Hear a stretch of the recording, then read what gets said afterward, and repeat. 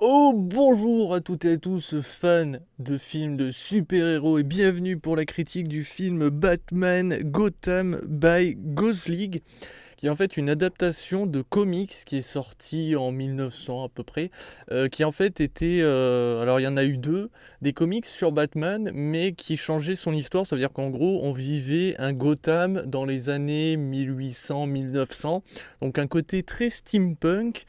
Et aujourd'hui, donc en cette année 2018, il y a eu une adaptation réalisée par Sam Liu en film d'animation qui retrace en fait ce comics. Alors pour ceux qui connaissent ces deux comics, il y en a eu un sur Jack l'Éventreur et l'autre je ne sais plus. Eh bien, il faut savoir que l'histoire change du tout au tout. Ça veut dire que l'identité de ce tueur est totalement différente, en tout cas de ce que j'ai lu par rapport aux comics, et donc ça change vraiment l'histoire. Il y a aussi par rapport à Batman, tout ça, il y a beaucoup de choses qui changent. Du coup, il y a une véritable surprise, sachant que je vous cache pas que l'identité de Jack l'Éventreur m'a séché. Tout ce qui est des paysages lointains ou tout ça, t'as l'impression vraiment que c'est du dessin, que ça bouge pas, quoi. Ou alors de temps en temps, il colle un drapeau qui bouge au loin pour dire c'est vivant, mais en fait, tu sens que ça ne l'est pas.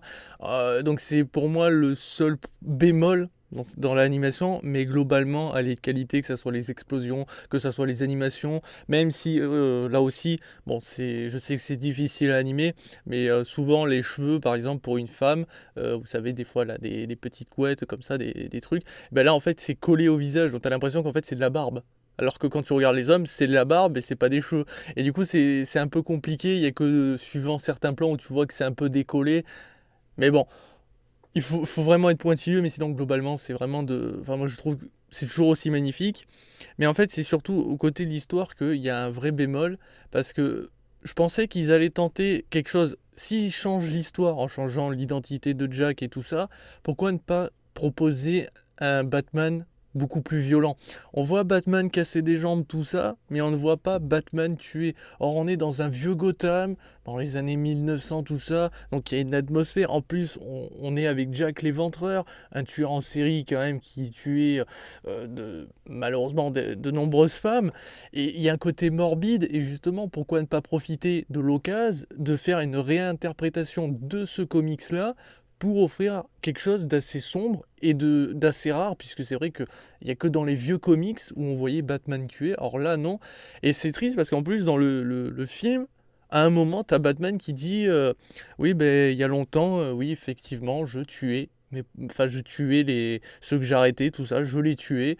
Sauf qu'au bout d'un moment, ça ne changeait plus grand-chose, ça ne servait à rien. Du coup, aujourd'hui, j'ai décidé voilà, de faire la justice. Et c'est con parce que ça aurait donné un meilleur film, je pense, de voir enfin un vrai Batman violent. Et justement, derrière, pourquoi pas, avec l'histoire de Jack l'Éventreur et avec sa véritable identité, et bien là, ça le change du tout au tout, où il se dit, mais non, là, il y a un problème, non, il faut que j'arrête de tuer, il faut que je change. Et là, ça aurait été classe. Et ça aurait donné un largement meilleur film, parce que l'enquête sur Jacques l'Éventreur, elle est pas ultra intéressante, elle est même par moments presque, j'ai l'impression, inexistante. Alors pourtant, c'est toujours cette enquête la principale, mais on dirait presque qu'elle n'est pas présente.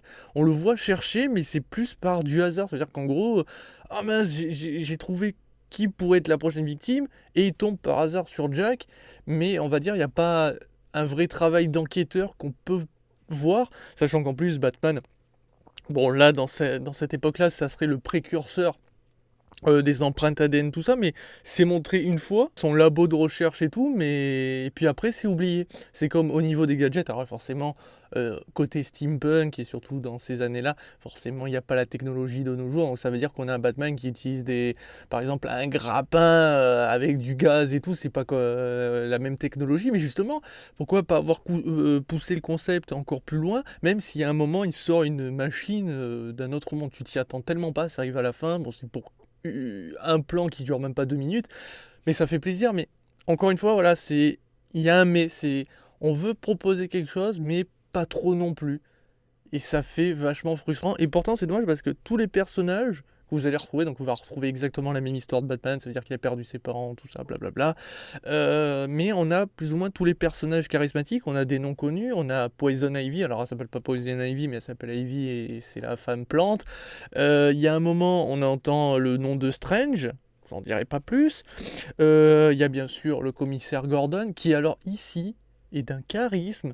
Le mec, il a des pecs, enfin, il est encore plus carré que Batman. Et pourtant, Batman, ils l'ont fait vachement. Là aussi, je comprends pas pourquoi on fait pas un Batman, ok, musculeux, mais pas non plus aussi.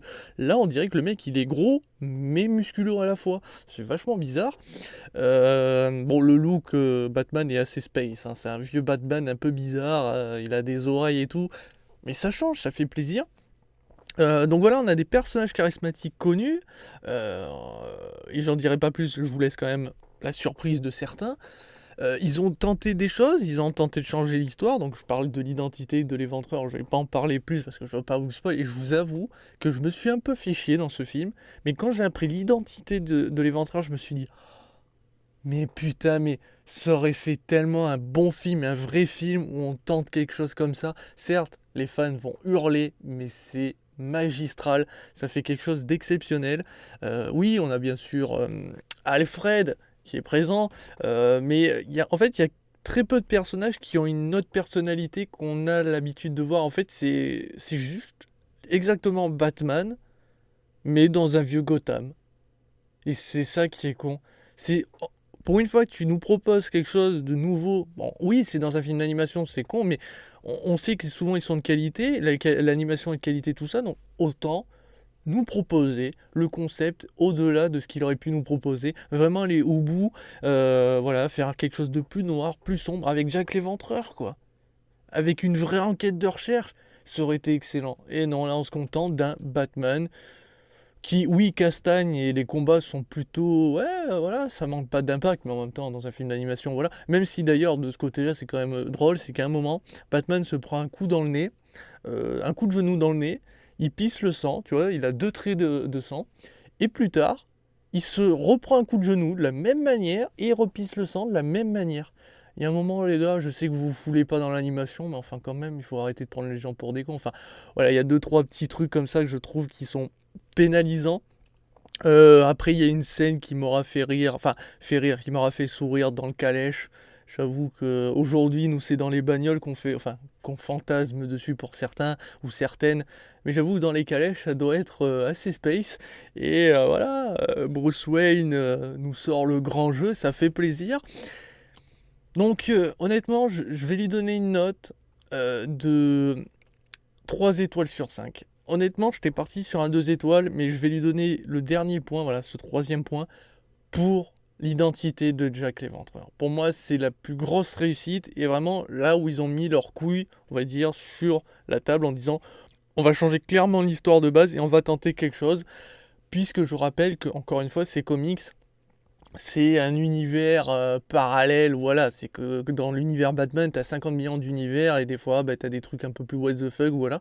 Ben là, c'est un univers qui ne reprend pas l'histoire originale, même si on a quand même clairement les mêmes scénarios, Batman, enfin, Bruce Wayne qui est milliardaire et qui aide tout le monde, qui aide les orphelins, tout ça, il a toujours son majordome Alfred, et il se déguise la nuit en Batman parce que ses parents sont morts, même si là, en fait, ça m'a fait plaisir et j'ai eu peur qu'il fasse la connerie, c'est de nous remontrer un flashback, blabla. Non, s'est parlé deux fois à tout péter dans le film où voilà, tes parents sont morts, bla.